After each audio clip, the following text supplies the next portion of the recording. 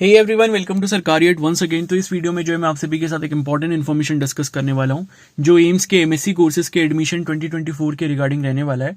तो कैंडिडेट्स को ये डाउट है कि भाई एमएससी कोर्सेज का जो एंट्रेंस एग्जाम है उसकी ऑफिशियल डेट क्या है। तो देखो, कुछ लोग क्या करते हैं, खाली गूगल पे जाके सर्च कर लेते हैं एंड बाकी जो मतलब फालतू की वेबसाइट्स होती हैं वो आपको कुछ और डेटा दे देती हैं जिस पर आपको रिलाई बिल्कुल भी नहीं करना चाहिए। ठीक है, तो ऑफिशियल जो डेटा है उस पर आप बिलीव करो। ऑफिशियल डेटा जो आपको दिया गया प्रोस्पेक्टस में वही आपकी ऑफिशियल डेट्स हैं। यानी कि जब आप सर्च करते हो गूगल पे तो कुछ वेबसाइट्स एसईओ बहुत अच्छा अपना करवाती हैं। एसईओ का मतलब है सर्च इंजन ऑप्टिमाइजेशन, यानी कि जब आप उस चीज के बारे में सर्च करोगे तो वो वेबसाइट सबसे ऊपर आपको दिखाई देगी एंड उस वेबसाइट पर वो डेटा हो सकता है कि उन्होंने जो है वो टेंटेटिव वाली डेट्स को डाल रखा और ऑफिशियल डेट्स उन्होंने अभी तक अपडेट नहीं करी। तो वही टेंटेटिव डेट्स वो आप जो है देख लेते हो और सोचते हो कि ये आपकी एग्जाम डेट होगी फाइनल, बट ऐसा नहीं है। आपको जो डेटा रिलाई जिस पर करना है वो आपका ऑफिशियल डेटा है। ठीक है, तो ऑफिशियल डेटा के अकॉर्डिंग मैं आपको डेट्स बताऊंगा कि एमएससी कोर्सेज के लिए डेट्स क्या क्या हैं, उनको आप समझ लेना। उसके अकॉर्डिंग आप अपनी दिल्ली जाने की बुकिंग करवा सकते हो एंड कोशिश ये करना कि एक दिन पहले आप जो है दिल्ली पहुंच जाओ, क्योंकि जितने भी एमएससी कोर्सेज हैं एम्स के उन सभी का एग्जाम सिटी जो है वो दिल्ली में ही रहेगा। यानी कि आप इंडिया के किसी भी कोने से बिलोंग करते हो आपको दिल्ली आना ही पड़ेगा। तो आप अभी से अपने रिजर्वेशन वगैरह जो भी आपको टिकट बुकिंग वगैरह करनी है वो आप एक दिन पहले आप पहुंच जाओ। इस तरीके से आपको प्लान करना होगा और वो आप अभी कर सकते हो। तो डेट्स जो ऑफिशियल डेट्स है वो मैं अभी आपको बता दूंगा। ठीक है, वैसे तो देखो चेंज होने के चांसेस बहुत कम रहते हैं, तो इसीलिए आप चाहो तो अपनी बुकिंग्स वगैरह अभी करवा सकते हो, सो दैट कि बाद में फिर प्रॉब्लम होती है, टिकट्स वगैरह मिलती नहीं है इस वजह से। और बाकी दूसरी चीज ये भी है कि अगर आपको एम्स के एमएससी कोर्सेज के लिए अप्लाई करना है तो उसकी लास्ट डेट बहुत ही पास अब आ चुकी है।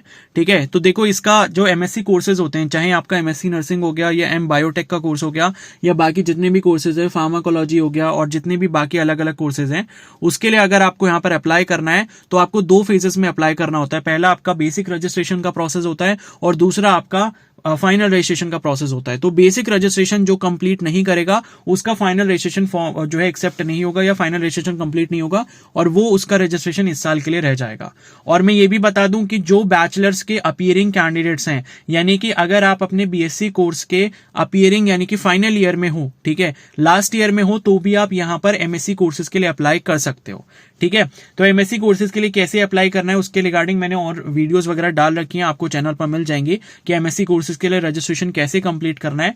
एंड कुछ कैंडिडेट्स को लाइक डाउट आ रहा था फाइनल रजिस्ट्रेशन में, कुछ चीजें जैसे पूछ रहे हैं वहां पे कि एग्जाम बोर्ड नेम में क्या डालना है। तो एग्जाम बोर्ड नेम में आपको अपनी यूनिवर्सिटी का नाम डालना है। ठीक है, और उसके बाद अगर आप जैसे एमएससी नर्सिंग वगैरह के लिए अप्लाई करते हो तो उसमें क्या है कि जब आप मतलब अपीयरिंग सेलेक्ट कर रहे होते हो फिर भी उसमें आरएन और आरएम नंबर मांग रहा होता है, तो उसमें एनए डाल दो। एनए का मतलब होता है नॉट एप्लीकेबल। एनए डाल दो, अपने आप सबमिट हो जाएगा, कोई प्रॉब्लम नहीं आएगी। ठीक है, अब इसके बाद जो है हम आगे की तरफ बढ़ते हैं। इसके बाद क्या करना है आपको, ये मतलब एक चीज मैं बता देता हूं कि 4 अप्रैल तो आपका जो है बेसिक रजिस्ट्रेशन कर लेना है। बेसिक रजिस्ट्रेशन में कोई भी फीस आपकी नहीं लगती है। फाइनल रजिस्ट्रेशन में आपको फी का अमाउंट यहां पर पे करना होता है जो कि आपकी रजिस्ट्रेशन फीस होती है। ठीक है, तो 4 अप्रैल यानी कि आप जो है 4 अप्रैल 2 दिन ही रह गए हैं आपके पास, तो 2 दिन में आपको ये कंप्लीट करना पड़ेगा जिसको भी एमएससी कोर्सेज के लिए अप्लाई करना है।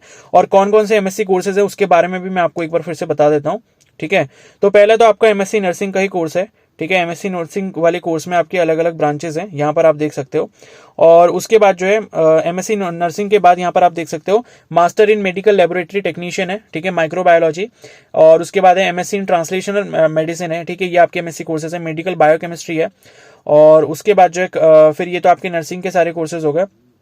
फिर क्लिनिकल बायोकेमिस्ट्री है, मेडिकल एनाटॉमी है, मेडिकल फार्माकोलॉजी है, मेडिकल फिजियोलॉजी है।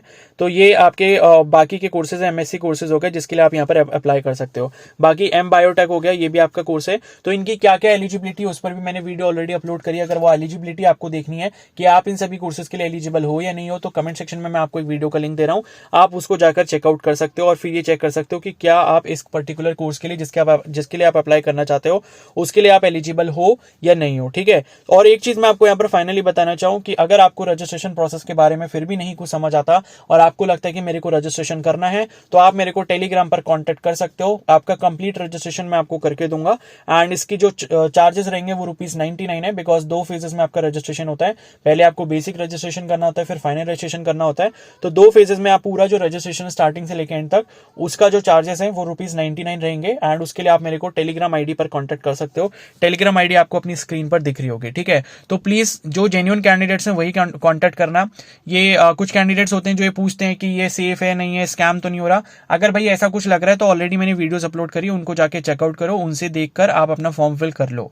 और उसके बाद भी नहीं कुछ समझ आता तो नियर बाई साइबर कैफे पे आप जा सकते हो। लेकिन फिर भी आपको लगता है कि भाई ये सारी चीजें हमसे नहीं होंगी, ऐसा कोई यहाँ पर है नहीं साइबर कैफे वाला जो इस सब चीजों को अच्छे से समझ पाए और हमारा फॉर्म सही से फिल कर पाए, तभी आप उस केस में मेरे को कांटेक्ट करो। एंड अगर कांटेक्ट करना है तो प्लीज ट्रस्ट रखना पड़ेगा, ठीक है? क्योंकि अगर मैं इस चैनल को रन कर रहा हूं, ठीक है, तो चैनल पर जाकर आप देख सकते हो कोई भी ऐसी इन्फॉर्मेशन आपको नहीं मिलेगी जो मेरे अगेंस्ट हो, ठीक है? तो ये है कि जिसको जेन्युइनली फिल करवाना हो वही सिर्फ कांटेक्ट करें, फालतू में प्लीज मेरा टाइम वेस्ट ना करें।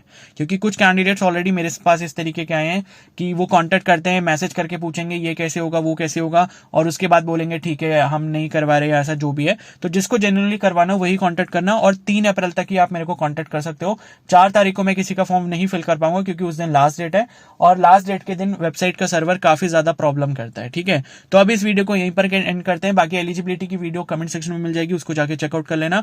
और टेलीग्राम आईडी आपको स्क्रीन पर दिख रही होगी, तो आप जो है इस पर कांटेक्ट कर सकते हो, ठीक है? अब इस वीडियो को यहीं पर एंड करते हैं। बाकी अपने जो भी बैचमेट्स वगैरह उनको भी वीडियो आप शेयर कर सकते हो। Okay, so thank you and have a nice day.